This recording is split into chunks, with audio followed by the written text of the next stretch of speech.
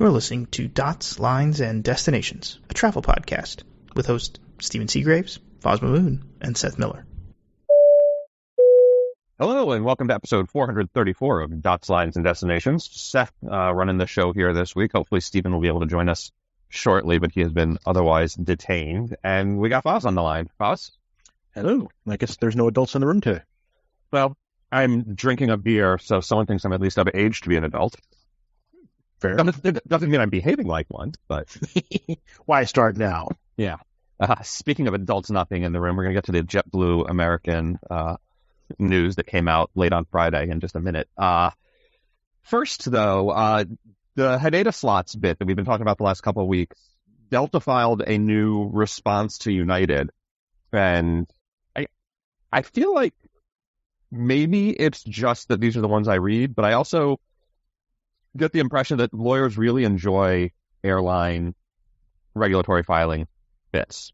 They have a lot of fun going after each other. And this is no exception. Delta has basically countered United's point of claiming that it's all about Delta's profits by saying, in fact, United isn't only defending its own profits, arguing about how United has the preeminent position at Haneda because of ANA, and the metal neutral joint venture, which is a fair consideration for sure. But yeah, it's pretty amusing. I mean, they can say that, but then you can also say that about any number of other airports, right?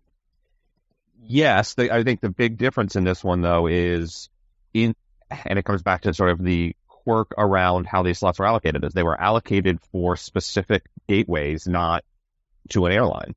Right. So it was to an airline with the specific gateway. And so even in an open skies country, that's almost unheard of. I think this is the only one. And so the fact that there's any extra rules about these slots makes them weird, unique, strange, special, pick whatever word you want there. But it makes it really hard to, it makes it hard for United to continue its position given that it's an open skies agreement. Everywhere else where the slots are restricted to a gateway, it's usually because it's not open skies. Sure. And it's only on the U.S. side. ANA can use its slots wherever the hell it wants. Oh, interesting. I didn't realize that. Yeah. It's literally something the DOT did, and I don't know why. I could probably tell you why, because on the other side, you really only have two carriers that are fighting for them. This side, by putting their restrictions, right, they could, because there's more than two carriers. There's a lot more demand going on this side than there is that side. Yeah, but does that necessitate saying, tell us where you're going to use them so we can decide if it's fair or not? Well, I think the entire premise was it was done that way so that it was useful to the public, not the airlines. Right. And I guess the question is, does controlling which gateway was used make it more beneficial to the public than saying, if Delta's not going to run 6 a day all from Atlanta? No, but maybe 4. But if the premise of getting the slot in the beginning was to say that we're going to introduce nonstop service from these cities, yeah, it's to incentivize traffic in and out, nonstop traffic in and out of those cities. Yeah. So, yeah, absolutely agree with that. I'm just wondering if the DOT that needed to enforce it that way versus saying we want to make sure Haneda gets good service from the United States. Let's let the 4 airlines involved, split up their operations in a way that they think makes sense based on available capacity, et cetera, and it's sort of based on their relative sizes to each other. Anyways, Delta certainly got an outsized share of slots, but they're sort of split in proportion to the size of the airlines. Yeah, but let's say the Airlines Asia services, I should say. I don't know if I would agree with that. Well, American, until last month, was the biggest by ASMs in the world, and still had a very small number of Asia flights and Haneda slots by extension. Right. Let's use PDX as an example, right? If Delta pulls service from PDX, then PDX has no more service to Japan. Right. Should they be allowed to do that? Right. It's one thing to talk about Honolulu, where there's three other carriers that service that market at least, if not more. So there you have less of it. Like there would be a less impact on the overall market because there's other stuff to be had. But Portland would be the loser. Sure. I guess then the question becomes just, does Portland, I mean, it's a terrible thing to say, but does Portland deserve service to Tokyo? I mean, is there enough demand to justify that? Historically, I think it was tied to a different pattern of business travel, et cetera. It doesn't exist today. Well, then if that's the case, then Delta shouldn't be allowed to just change it. They can resubmit into the pool and apply for a move. Yeah. Or apply for it again. And that's clearly United's position. So anyway, go read these filings. They're really fun of legal banter and battles that, well, we'll see what the DOT says. I'm not sure what the timing is on that, but the DOT will come back with a ruling at some point. The big news, though, this week, JetBlue and American Airlines Northeast Alliance was ruled illegal under the Sherman Antitrust Act late on Friday afternoon by a judge. And yeah, I was not expecting that. I thought they'd get away with it. I think, one of the very early in the ruling, one of the interesting lines to me is basically the judge saying, yeah, I get it. There may be some ways, and this is an issue, but it's not our job to say that combining two airlines or operations or coordinating will help them compete better against another bigger one. We don't care what order they are of in size. We just care that there's additional competition. But it's based on sort of a strict reading that having more airlines operating is what makes competition, not necessarily that that a bigger combination might compete better. And that's got to be scary for the Spirit JetBlue merger also. I mean, I don't think the Spirit JetBlue merger is going to go through, candidly. Yeah. Well, it's going to be basically, I mean, you could almost write the same exact ruling. Yeah, and I kind of agree with the ruling because the reality is, as these airlines have consolidated, we actually haven't seen that much an improvement in. Yeah. We've seen declines in service, and we've seen fares go up. Yeah. This is the opening instruction, quote, "This case turns on what competition means. To the defendants, competition is enhanced if they join forces to unseat a powerful rival. The Sherman Act, however, has a different focus. Federal antitrust law is not concerned with making individual competitors larger or more powerful. It aims to preserve the free functioning of markets and foster participation by a diverse array of competitors. Those principles are undermined rather than promoted by agreements among horizontal competitors to dispense with competition and cooperate instead. That is precisely what happened here." We could literally just stamp that on top of the Spirit JetBlue merger ruling also. Yeah. So, I mean, I guess the one question I have, and you may or may not know the details around this, is there a breakup fee? For the NEA? Yeah. I have no idea. I would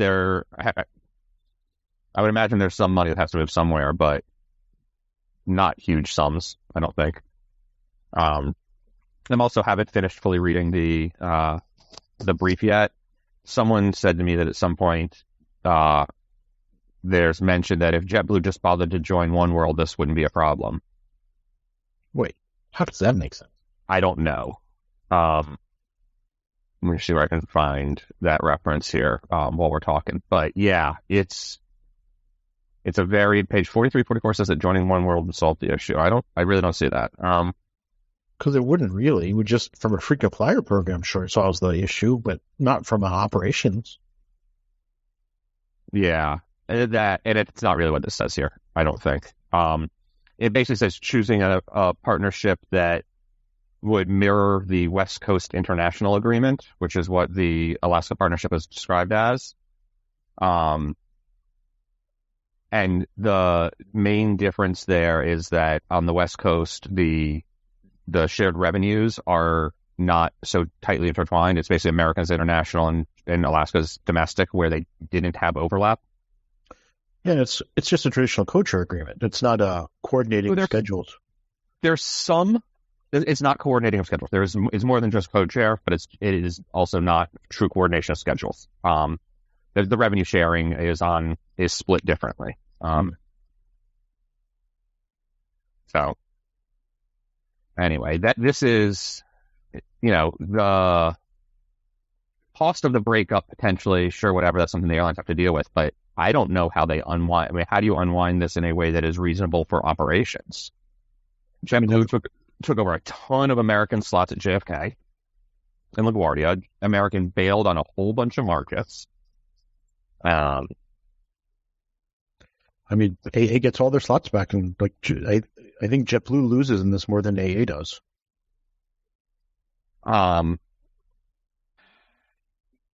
Assuming AA could actually operate them, right? So here's the question: is what is AA going to do with all those slots? AA had been historically underutilizing its JFK slots, which is in small planes and not even running them full time. Like, right, a lot of services didn't run on Saturdays. And JetBlue loved that. They can run all their leisure markets on Saturdays extra. Right.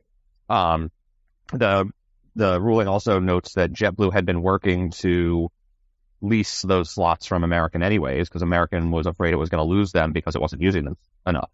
Right, the 80-20 rule. And so it was already starting to try to lease them, and then eventually found itself, oh, well, hey, as long as we're considering doing this, why don't we try to get a little happier? Why don't we try to make this an even tighter relationship? So, what do you think, Stephen? You actually there, Stephen? I'm here. Okay. Can you hear me? Yeah, now can you. I think this is some great news to bring up on a Friday. What a drop on a Friday. So Someone's going to have a bad weekend. yeah. I think JetBlue probably loses bigger than American if like you said, Seth, if American can't operate service with the slots that they take back. If they can, then I think, JetBlue definitely loses. I know where United can get its JFK slots now. Oh God. Make a third go of it. It ain't dead yet. Right. I mean, so American just doesn't have a Northeast presence with its regionals to do this, and there's no way it's got enough mainline to shift around. I mean, one of the things that the judge notes is American already was shifting mainline away from Philadelphia to favor JFK. It was clear that this, deal was skewing the operations elsewhere, despite all the claims that they were just building where it made sense. It's pretty crazy. What do you think that American does then, as far as capacity? Do they keep things at Philly now, or do we see a true shrinking of Philly? If American it depends on what they end up doing with the slots. One option is they just lease them to JetBlue. Yeah. Or someone else. I don't see how that makes a ton of sense, because now you're giving them these slots to aggressively compete against you instead of to cooperate with you. Yeah. That doesn't sound like a great deal, but at the same time, if you can't operate them, you've got to do something. Give them to Alaska. Perhaps we talked about last week. Alaska is the number 4 operator at JFK. Maybe it's how they grow. Yeah, there you go. They go Alaska, the 2 coast airline. I think it opens up opportunity, right? I think AA could choose to shift capacity around if they wanted to. It's just a matter of if they choose to or not. Yeah, but what kind of capacity? What kind of capacity do you grow at JFK? Do you only grow international without an aggressive domestic feed? That was the real deal: is that American was going to grow international, and JetBlue was going to provide the domestic feed. Well, I mean, they could add additional domestic capacity, right? For a lot of the international flights, they just need 1 flight a day from cities.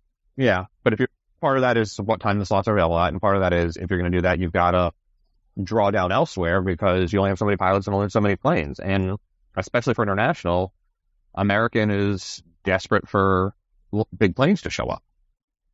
Right, but they could also, I mean, let's be real, they could just add another 30 Heathrow flights with BA and be done. I mean, they did get rid of all their CR9s, so, that's a problem. They could have just run a bunch of CR9s in and out of JFK. Oh, maybe I'll be able to get the Philly JFK line now. Better than CR2s. This is true. You are correct. You are correct.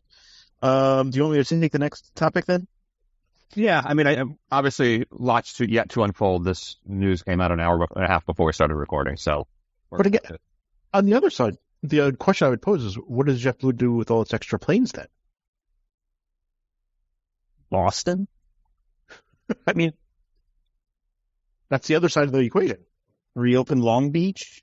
Are there really that many extra planes right now? I assume if they're just going to stop all this Northeast, if they're going to reduce, Let's assume they cut all of the Northeast. So, some of them moved to Florida, but right, there's no space to grow in the Northeast that includes Boston without this deal. Basically, right? The gates are full, the slots aren't available. Yeah.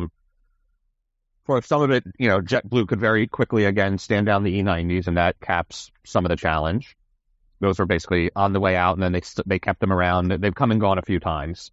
So that is part of how you address the issue. And then restart the Fort Lauderdale growth. Again, similar to how American favored JFK over Philly, JetBlue favored New York over Fort Lauderdale. Maybe some of it goes back to there to Orlando, and you boost VFR traffic into the Caribbean. Visiting friends and relatives, right? The leisure traffic demand there. Maybe they try to continue growing in LA if they can get more gate space there. Which we got to talk about how the gates work in LA. That'll be in the bonus topics. I have issues with T-Bit. Anyway, there's JetBlue definitely has some challenges there. Not nearly, I don't think, as significant as American. Other than JetBlue's about to lose access to all the slots that it had allocated for huge growth in New York. Well, I think American's problem is actually simpler than JetBlue's because the worst case, American just leases out the slots. There's always going to be someone to lease the slots. But the question is, with no benefit to leasing them to JetBlue, there's no reason to say someone else couldn't come back and pay more than JetBlue is willing to. Yeah, I mean, someone might pay for them. The question, and yes, American could always just lease them out, but letting competitors show up, even if they're paying you for the slots, is a risky proposition. Depends on the routes. Like United, I don't think United would be an issue because it'd be LA and San Francisco. Yeah, and American definitely doesn't try to compete on those. Only not so much on San Francisco. On LA, yes, but not so much San Francisco. Yeah, I mean, they do offer the San Francisco, but not nearly as frequently. They've drastically reduced their transcon operation. Yeah. They were ceding a lot of it to the Mint planes, and they're getting rid of the 321Ts. So, yeah, it's. I don't think that there's a clear-cut answer. It's also like, are either of the parties, are they going to decide to appeal or not? We don't know. So, yeah, good times. Qantas boosting capacity, and they're leasing Finnair A330s? Yes. And this came out, I think, on Friday as well. So a big part of that is they made the news that note that I think by March of 2024, they'll be back to 100% capacity relative to pre-COVID times. Mm-hmm. And a big part of that is getting a pair of Finnair A330s. I think they're going to run Bangkok and maybe Hong Kong on those, if I remember correctly. I'll double check that while we're talking here. A couple routes that then the reasoning on that was, more or less, so we can open up so we can take our Qantas planes and put them back in the other markets where we want them. They are going to have the new Finnair suite on them. That's the sort of non-reclining whatever. Yep. No moving parts suite. Yeah. They've already brought some back. They're bringing more A380s back. Another one is going to come back in January. So they're trying to get there, but it's a interesting challenge for sure. Here we go. Let me see if I can find where the Finnair planes are going. No, not while we're talking. Sorry. It's a little strange to me. Like DFW isn't back to an A380. It's still a 787. Like, is that simply because they think they can get higher margins out of a different route? I mean, it's likely what it is, but it seems odd, right? Because there is this huge demand from the United States to Australia right now. And you would think more capacity would help you there. Yeah, but I think they're focused on the connections at LA. Gotcha. Okay. Right now. Melbourne, Los Angeles is going to be 380. And it's going to go from daily to 9 times weekly. So it's a big boost. Sydney to Auckland to New York is going to go to 4 times a week instead of just 3. Australia to Tokyo, big boost. Sydney, Shanghai is coming back with a daily 330. Hong Kong is going to get a mix over the Australian summer with 380s and 330s.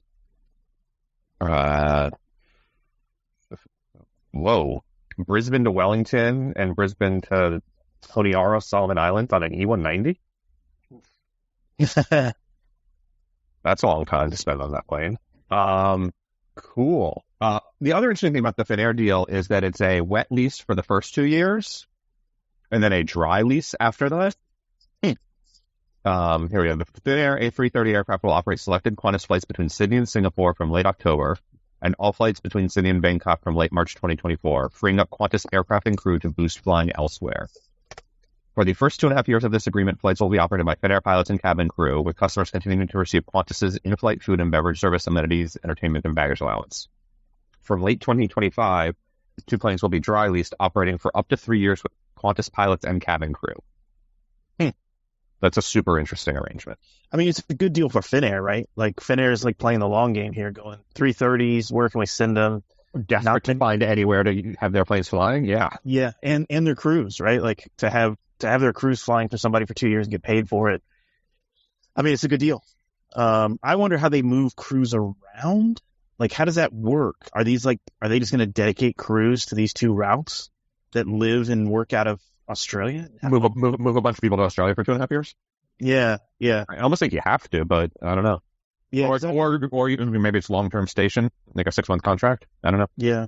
I'm just thinking like, or maybe they do, because Finnair does Singapore to Helsinki, right? Even with the sanctions and stuff, they fly either. I thought they did. Maybe they fly up and over, like over Alaska. I can't down. I think they go down if they did it, but let me. I'll check while we're talking. Yeah. I was just wondering, maybe they rotate their crews through Singapore or even Hong Kong if they bring back service, but it seems like it could be a pain. Yeah. And yeah, I mean, I guess it's not that big a deal to switch between which are you operating a Qantas flight or are you operating a whatever what's the other one? Finnair, yeah. That's good brain there, Seth. Thanks. Yeah, no, they're operating both those routes. But I think they're on 350s. So yeah, flight attendants, no big deal. For pilots, very big deal. Bigger deal, yeah. American Airlines and WestJet pilots reach AIPs so that they get agreement in principle. Agreement in principle, yeah. So WestJet was on the cusp of shutting down, essentially. Big difference in strike authorization votes in Canada and the United States. In Canada, when they said they were going to go on strike, they meant like this weekend. Or last weekend, now that we're recording. I think it was supposed to start at 5 a.m. local time in Calgary on Friday morning, and they put out their release at 2:30 in the morning that they got the agreement done. So, good news there that they've got the agreement principle date, but the other challenge is they had already started canceling a bunch of stuff and grounding planes because you don't want to have planes and crew stranded away from home when there's a work stoppage. Yep. So getting everything spooled back up is going to take some time. So there is still disruptions happening, but that should be coming back pretty quickly. American also had a strike authorization vote, not imminent that there was going to be a strike, but they seem to have, at least in principle, the right talking points with management. So, for the pilots there. But these are for pilots. We said that, right? Yeah. Yep. And along the way somewhere, the Canadian pilots joined the ALPA. Like the two unions, the parent unions merged in the last week or something like that. Oh. So that doesn't change much of anything, right? It's not like the unions merge, like the pilots or the airlines merge, but it sort of changes the overall sort of parent, I guess, negotiating team, and sort of it's like the back office of when 2 airlines merge, like the lawyers. So is the lawyers and accounting got merged, but the pilots themselves are whatever they are. Should it really be NALPA now instead of ALPA? Like, should it be North America instead of American? Yeah. It's Airline Pilots Association of America. So should it be Alpine? I don't know. Americas. Can we just yeah, something like that. So we actually got a question from a listener and friend of ours that we talked to quite a bit. He was asking about with TK, with Turkish and the new Saudia and the rumored Qatar order, do you believe smaller airlines need to use ultra-long haul planes to capture traffic? Like Philippine Airlines could do Manila JFK and convince customers to go nonstop rather than connecting via the Middle East. Smaller airlines would need to order effectively the A350 since the 77X isn't available yet. Are we going to see more airlines do time-sensitive rather than price-sensitive marketing? It's an interesting question. Does the VFR crowd really care about time sensitive? I mean, I think people care to a point, right? Like if you can minimize how much time you're spent in transit or in travel as a whole, I think people value that at some point. Yeah, but so overpriced though. Some do. And for how much, right? I think, Yeah. part of the challenge is like Philippine Airlines does fly Manila JFK already today. Mm-hmm.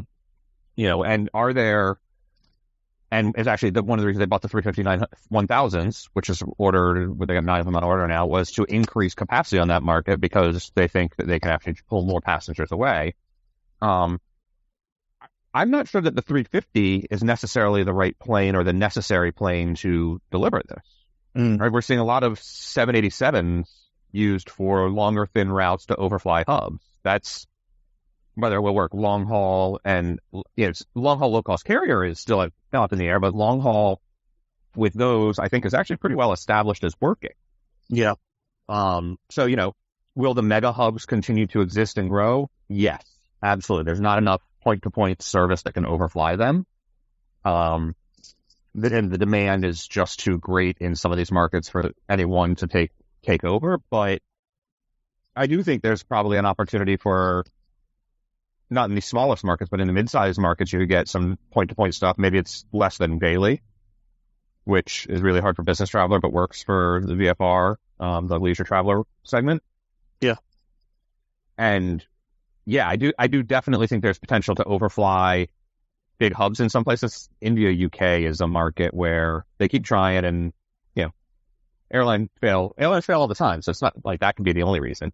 But not all of the India, UK ones have succeeded, but that's a market where I think there is opportunity for, smaller airports at both ends to actually still fill a couple hundred seats a day. I think that's an interesting point. So if you're saying if more airlines got 788s or 789s, because of the economics of that airplane, they could operate some of these really long, thin routes and offer them maybe not daily, but 4 times a week, 5 times a week, and at a discount, and still make money on it. Yeah. Basically. Thoughts on that, Foz? Agree? Disagree? Look, I think most people would prefer a nonstop flight. The only reason people steer away from it is generally cost. Yeah. So if there's a convenient option where I can take a nonstop flight and it's price parity, even if it's a day later or a day earlier, most people would probably take advantage of it. Yeah.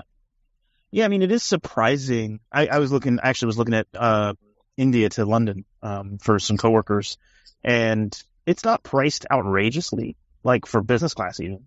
But it's, nonstop, it's 7.5 hours for most people, like depending on what part of India you're in. And you think about it, there's, I would say, 2nd tier or 3rd tier cities within India that have no service where you have to connect through Delhi or Mumbai, or you connect through the Middle East. And I like you said, Seth, I think a nonstop option would be much welcomed by those markets. I'm thinking like Bangalore. Bangalore only has one nonstop to London a day, and that's BA. And yeah. No one, and so, also have to remember though, the India market is also special because of the bilaterals. They are still very restrictive in terms of capacity for outsiders flying. And until recently, Air India was grossly inept. I think is the polite way of phrasing it, which isn't very polite, but here we are. But that's an interesting challenge, right? So Steven cites Bangalore, London. Think about the crew scheduling on that, right? I don't know how many wide bodies they have going in and out of Bangalore, but if they don't, then they have to figure out how to get wide body crews in there and maintenance on the ground.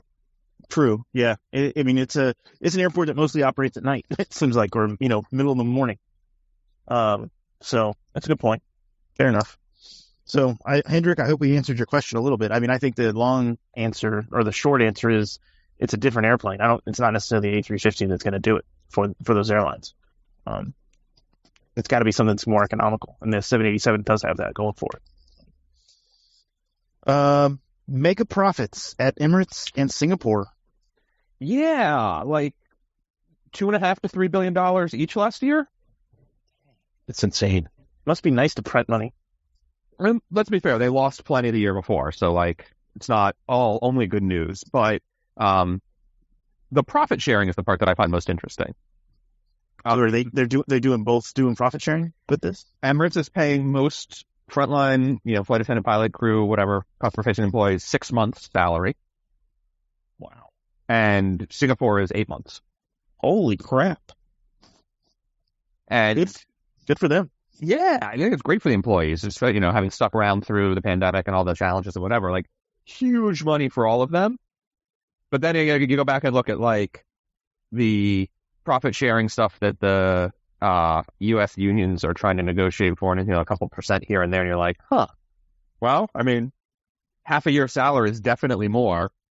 So it's that difference, that sort of juxtaposition is crazy to me.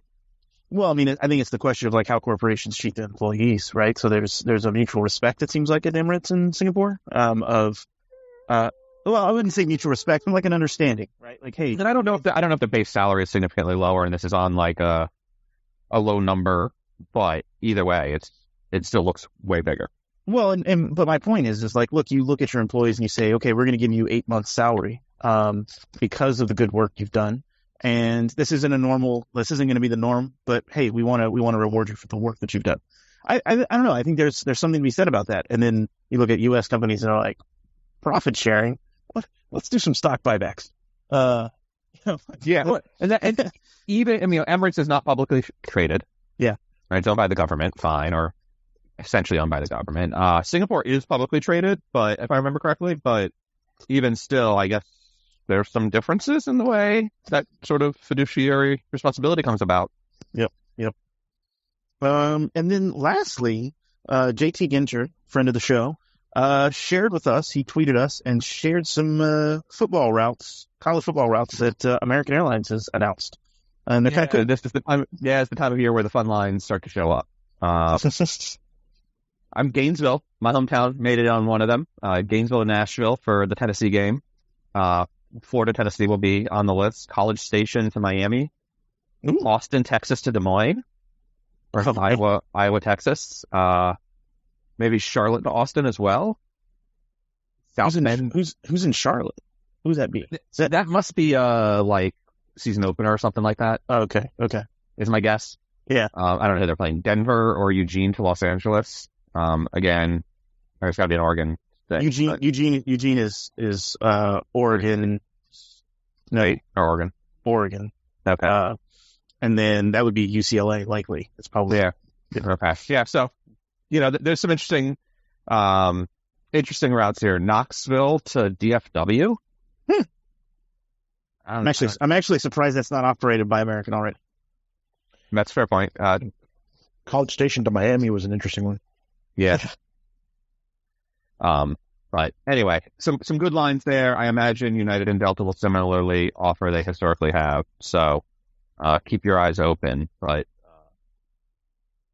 I guess wasn't last year there wasn't there Austin to Baton Rouge?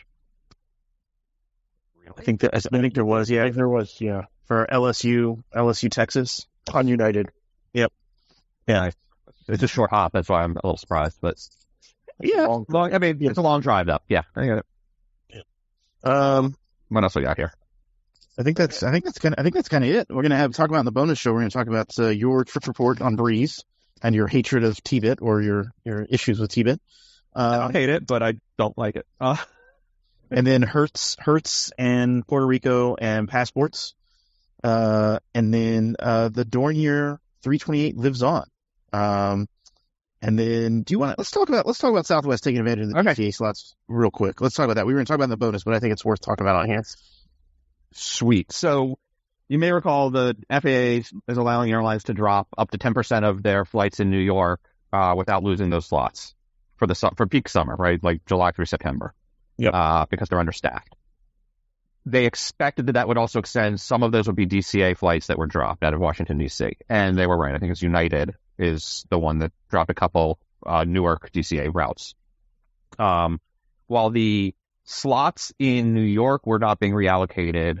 The FAA said, or the DOT, whatever, said that they would reallocate on a very temporary basis the slots in DC if another airline wanted them. And Southwest Airlines stepped up and said, yeah, we'll take those. And it's Albany and one other route that I'm trying to remember now, I think are the markets where these are coming back. And it's just a little bizarre to me.